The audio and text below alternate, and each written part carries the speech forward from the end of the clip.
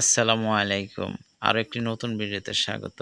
আজ আমরা জার্মানি বনাম কুরাসাওয়ার ম্যাচটি নিয়ে আলোচনা করব, যেখানে কাদের শক্তি বেশি এবং কাদের জেতার সম্ভাবনা বেশি।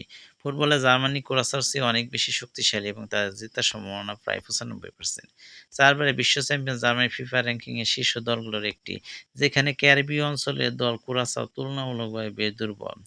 জার্মানি এবং কুরাসাওয়ার মধ্যে আগে কোনো আন্তর্জাতিক ম্যাচ অনুষ্ঠিত হয়নি। এবার বিশ্বকাপে প্রথমবারের মতো এই ২ দল মুখোমুখি হচ্ছে।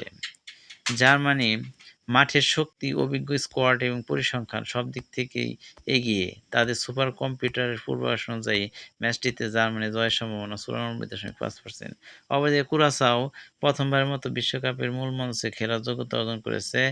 দলের প্রায় সব খেলোয়াড় নেদারল্যান্ডে খেলেন, যার কারণে তারা বেশ লড়াকু। তবে বিশ্বমঞ্চে জার্মানির বিপক্ষে তাদের জয়ের সম্ভাবনা মাত্র ৩.৬%।